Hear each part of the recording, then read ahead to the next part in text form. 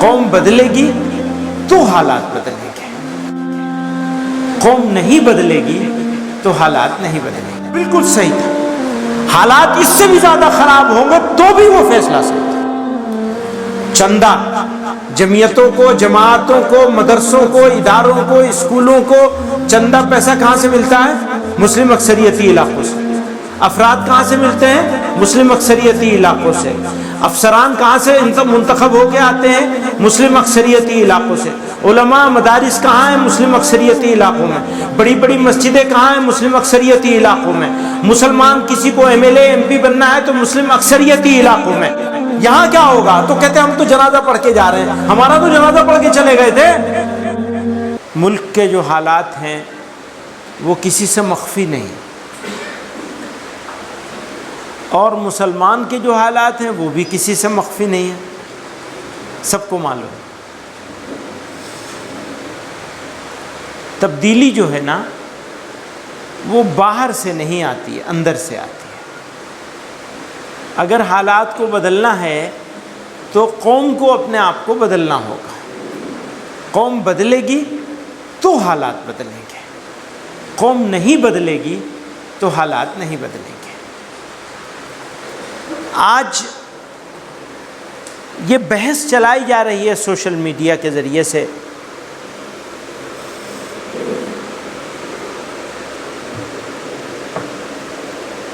کہ یہاں پر ہم لوگ غلطی کر بیٹھے، یہاں نہیں ہونا چاہیے تھا۔ کچھ علماء ہیں اس ملک کے، اچھے لکھنے والے ہیں، اچھے فکر مند ہیں بظاہر، اور وہ اس طرح کی کئی باتیں بہت شدت کے ساتھ کہہ رہے ہیں، اور اس سے آدمی متاثر بھی ہوتا ہے، فطری بات ہے، کیونکہ حالات پیچیدہ ہیں۔ اس حوالے سے میں دو بات کہنا چاہتا ہوں۔ ایک یہ کہ ملک میں تین طرح کے لوگ ہیں، ایک مسلمان ہے اور ایک غیر مسلم ہے، پھر غیر مسلم میں دو طرح کے لوگ ہیں، ایک وہ ہیں جو ہمارے دوست ہیں، دوسرے وہ ہیں جو ہمارے دشمن ہیں۔ میرے خیال میں دوست لوگ جو ہیں وہ 5% سے زیادہ نہیں ہیں، یہ ہو سکتا ہے زیادہ بھی ہوں لیکن میں 5% مانتا ہوں۔ دوسرے وہ ہیں جو دشمن ہیں، وہ میرے خیال میں 20%، زیادہ سے زیادہ، جو ہم کتنا بھی اچھے ہو جائیں وہ ہمیں معاف نہیں کریں گے۔ اور تیسرے وہ ہیں جو خاموش ہیں، توجہ چاہوں گا وہ آتے جاتے رہیں گے، میں آنے جانے والا نہیں ہوں، چلا جاؤں گا بھی۔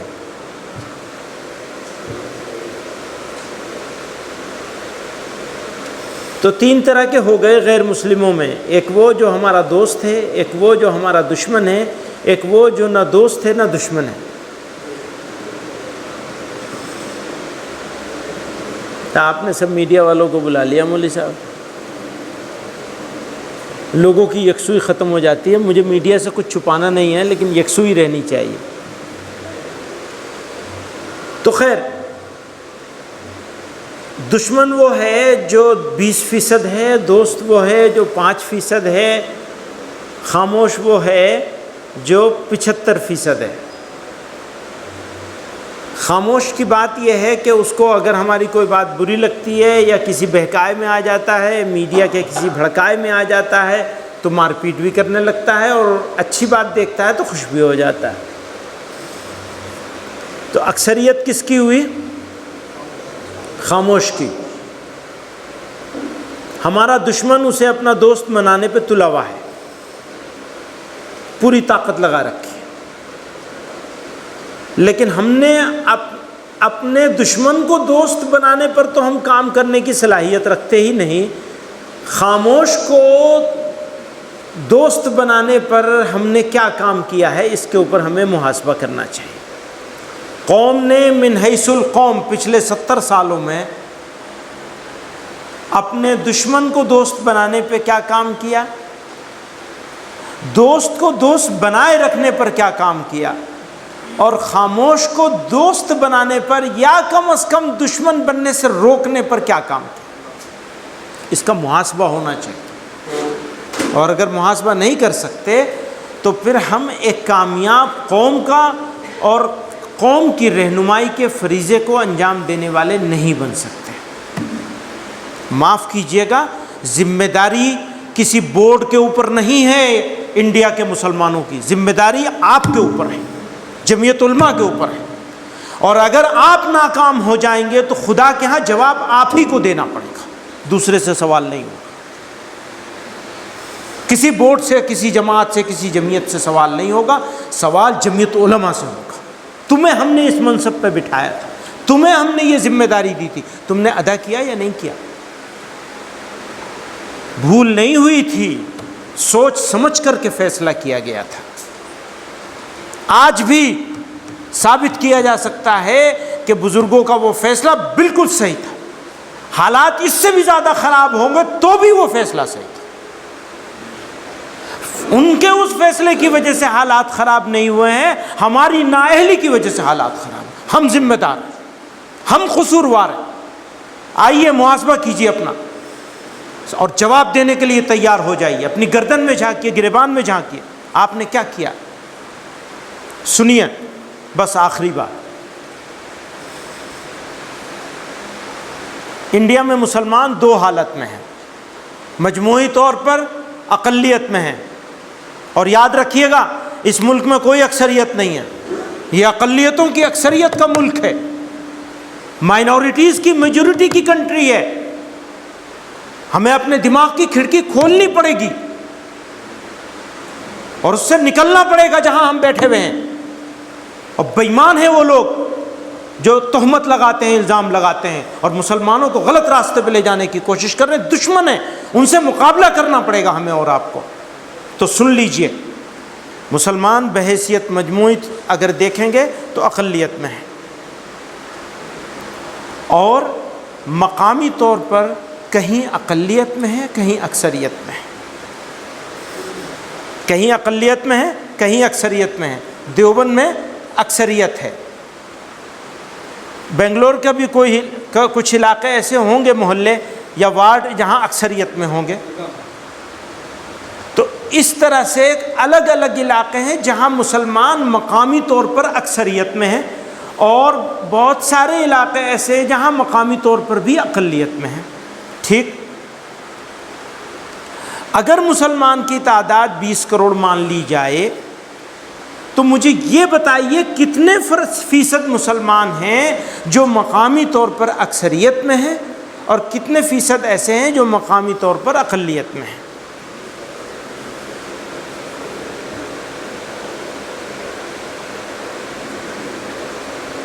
میرے خیال میں 12-15% سے زیادہ لوگ ایسے نہیں ہوں گے جو مسلم اکثریتی علاقوں میں رہتے ہوں۔ 85 سے 90% یا 88% مسلمان غیر مسلم اکثریتی علاقوں میں رہتا ہے، ان کے درمیان رہتا ہے۔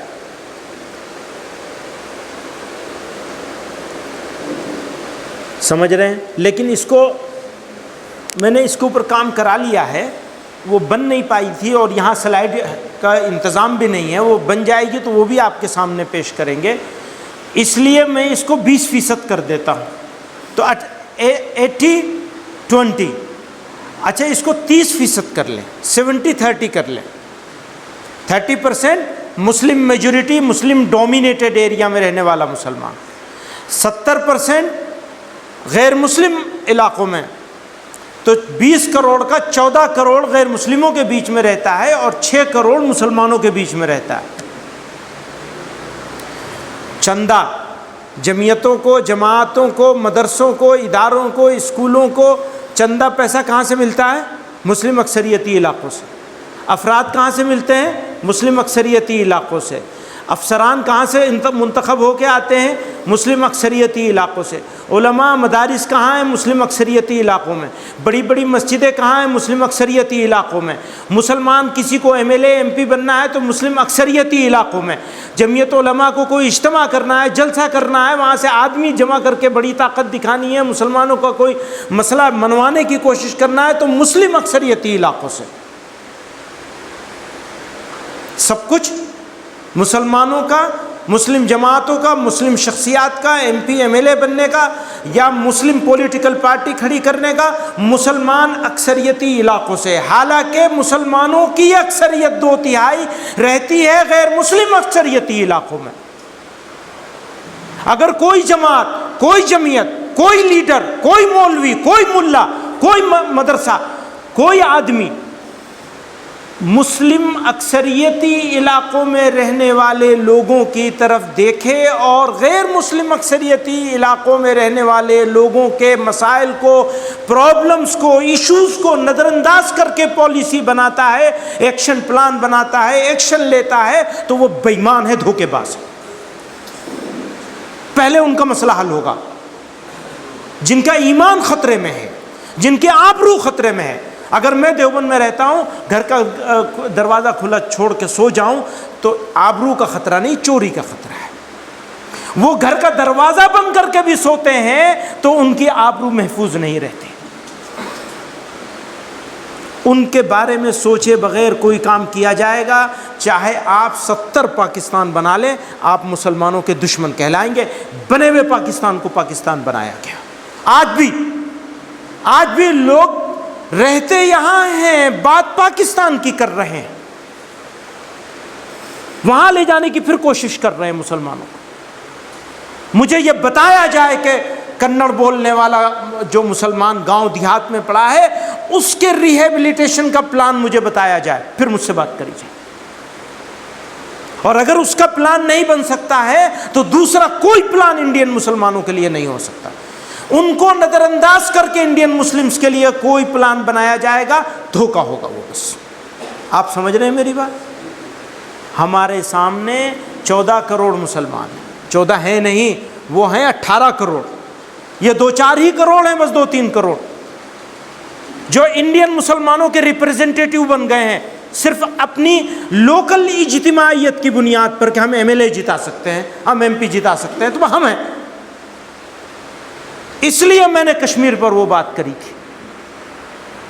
پھر کہتا ہوں، بار بار کہوں گا، مجھے یا تو سمجھا لو، میں واپس ہو جاؤں گا. ورنہ 1952 میں فیصلہ ہوا تھا، 1973 میں فیصلہ ہوا تھا، 1966 میں فیصلہ ہوا تھا. 52 میں تو مولانا حسین احمد مدنی کی صدارت میں فیصلہ ہوا تھا کشمیر کے اوپر. یہ تو سب بعد میں ملا ہے مجھے، اب ڈھونڈنے سے ملا ہے. فیصلہ پہلے کر لیا تو جمعیت علماء کی مجلس عاملہ نے. کہتے ہیں خوش کرنے کے لیے کیا؟ نہیں، ہاں خوش کرنے کے لیے کیا، اللہ میاں کو خوش کرنے کے لیے کیا. باقی سب ناراض ہو جائیں، پرواہ نہیں. خالصتاً ملت کے اس طبقے کے مفاد میں جس کی عزت، آبرو، ایمان خطرے میں ہے، اس کی طرف نظر ہے. آپ سمجھ رہے ہیں؟ تو یہ بات بیچ میں آ گئی. یوتھ کلب کا پروگرام ہے، اس میں طاقت لگانی ہے آپ کو. اور اگر اس میں طاقت نہیں لگے گی تو کس میں طاقت لگے گی؟ پھر آپ اپنے نوجوانوں کو سنبھال لیجیے. یہ آپ کی بیک بون ہے، ریڑھ کی ہڈی ہیں آپ کی. یہ سدھر گئے، سنبھل گئے. ان میں سے 5% کو آپ نے سنوار دیا، آپ کامیاب ہو جائیں گے انشاءاللہ. 5% کو یاد رکھیے. سارے لوگوں کو نہ سدھارا جا سکتا ہے، نہ ہمارے اوپر ذمہ داری ہے. ہمارے اوپر ذمہ داری کیا ہے؟ کیا ذمہ داری ہے؟ کوشش کرنا. کوشش کرنا ہماری ذمہ داری ہے. انجام تک پہنچانا اللہ میاں کا کام. ذمہ داری پوری کریں گے، محنت کریں گے، اللہ میاں سے دعا مانگیں گے، اللہ میاں آپ اس میں کامیاب کر دیجئے، رنگ بھر دیجئے. ہمارے پاس کیا طاقت ہے؟ بے سر و سامان ہے. ہمارے بزرگوں کو تو ہماری قوم نے ان کے سر پر جوتے مارے ہیں، ان کی داڑھیوں کو نوچا ہے، ان کی پگڑیوں کو پیروں تلے روندا ہے، ایک چھوٹی سی سچ بات کہنے کے لیے، بس ایک چھوٹی سی سچ بات کہی تھی انہوں نے تو کچھ چھینا نہیں تھا قوم سے، ایک ہی بات تو کہہ رہے تھے وہ، بھائی ایسا مت کرو، وہ تو بنا ہوا ہے جو تم لے رہے ہو، آلریڈی بنا ہوا ہے، وہ کیا لے رہے ہو تم، یہاں کیا ہوگا؟ تو کہتے ہم تو جنازہ پڑھ کے جا رہے ہیں، ہمارا تو جنازہ پڑھ کے چلے گئے تھے، ہماری کیا بات کرو گے تم؟ ہم تو یہ کہہ کے چلے گئے تھے کہ یا تو یہ مرتد بنا لیے جائیں گے یا قتل کر لیے جائیں گے، ان سے زیادہ بھی ہیں اور ان سے طاقتور بھی ہیں، الحمدللہ کوئی کمزوری نہیں ہے، ہرگز مایوس مت ہونا، اگر مایوسی ہے تو اپنی بے عملی پر ہے، اپنی ناکردگی پر ہے، اپنی بے حسی پر ہے، اپنی کاہلی پر ہے، اپنی تناسانی پر ہے، اپنی بے فکری پر ہے، مایوسی حالات پر نہیں ہے، یہ جو حالات ہیں یہ ہماری بے عملی کا نتیجہ ہے، ہمیں عمل کرنا ہے، عمل کرنے کے لیے راہ عمل موجود ہے اس جماعت میں، بس آپ کو کھڑے ہونا ہے، اور کوئی یہ نہیں کہہ رہا ہے کہ اپنا کام بند کر دیجئے، کوئی نہیں کہہ رہا آپ سے کہ اپنا کام بند کر دیجئے، اپنے کام کے ساتھ ذمہ داری سے روزانہ 2 گھنٹے اس کام میں جوڑ لیجئے، چاہے 1 گھنٹہ صبح 1 گھنٹہ شام ہو، چاہے ایک ساتھ 2 گھنٹہ ہو، چاہے اس کو ہفتے میں لے لیجئے کہ ہفتے میں 2 مرتبہ روزانہ 2 گھنٹے کے حساب سے گھنٹے متعین کر کے ہم اس کام میں لگائیں گے، بس آپ سے روزانہ 24 میں سے 2 گھنٹے کا سوال ہے، ذمہ دار لوگوں کی بات کر رہا ہوں، نوجوانوں کی بات نہیں کر رہا ہوں، آپ لوگوں کی بات کر رہا ہوں، لوگ پوری قوم آپ کی طرف ٹکٹکی باندھے بیٹھی ہے، آپ نے لوگوں کو بندھے ہوئے بستر آپ نے کھلوائے تھے، آپ کے بزرگوں نے، ذمہ داری آپ کی ہے، آپ سنبھالیں گے اس قوم، آپ علماء ہیں، آپ جمعیت علماء ہیں، آپ ہی ہیں، آپ کے علاوہ کوئی نہیں، کوئی دوسرا نہیں آئے گا اس قوم کو سنبھالنے والا، معاف کریے گا کسی کی برائی نہیں کر رہا ہوں، اللہ تعالیٰ جس سے کام لینا چاہے گا لے لیں گے، ہم اور آپ نہیں کریں گے تو اللہ تعالیٰ ہمارے اوپر بدذات لوگوں کو اللہ تعالیٰ مسلط کر دیں گے، اور وہ ایڑیوں تلے ہمیں روند کر گزر جائیں گے اگر ہم خاموش بیٹھے رہیں گے، اگر ہم بے عملی کرتے رہیں۔ اللہ تعالیٰ ہمیں آپ کو سب کو آپ لوگوں کے طفیل میں مجھے بھی کچھ عمل کی توفیق عطا فرما دے، وآخر دعوانا ان الحمدللہ۔